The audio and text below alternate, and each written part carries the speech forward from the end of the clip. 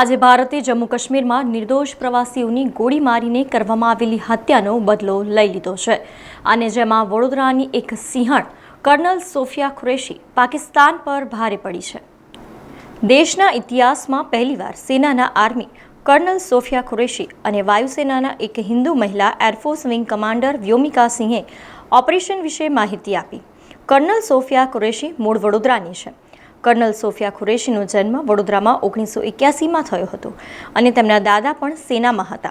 તેમના પિતાએ કેટલાક વર્ષો સુધી સેનામાં ધાર્મિક શિક્ષક રૂપે સેવા આપી હતી અને એમએસ યુનિવર્સિટીમાં 1997માં બાયોકેમિસ્ટ્રીમાં ગ્રેજ્યુએશન કર્યું હતું। ત્યારબાદ 1999માં સેનામાં ભરતી થયા હતા। સોફિયાના લગ્ન મેકેનાઇઝ ઇન્ફેન્ટ્રીના એક સેના અધ્યક્ષ મેજર તાજુદ્દીન કુરેશી સાથે થયા હતા અને સોફિયાની એક પુત્ર પણ છે।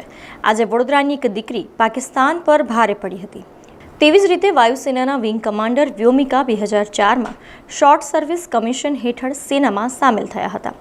ભારતીય વાયુસેનામાં હેલિકોપ્ટર પાયલોટ તરીકે હાઈ એલ્ટિટ્યૂડવાળા મિશનને લીડ કર્યા હતા। ચેતક અને ચીતા જેવા હેલિકોપ્ટર પર 2500થી વધારે ઉડાન કલાકોનો રેકોર્ડ બનાવ્યો છે। ભારતીય વાયુસેનાની ટીમે 15 ઓગસ્ટ 2021એ માઉન્ટ મનીરંગ પર સફળતાપૂર્વક ચઢાણ કર્યું હતું અને નવેમ્બર 2020માં અરુણાચલ પ્રદેશના રેસ્ક્યુ ઓપરેશનને લીડ કર્યું હતું। સમાચારોના સતત અપડેટ માટે TNN ન્યૂઝને YouTube પર સબસ્ક્રાઇબ કરી બેલ આઇકોન પ્રેસ કરો અને અમારી સાથે જોડાયેલા રહો Facebook, Instagram અને Twitter ઉપર।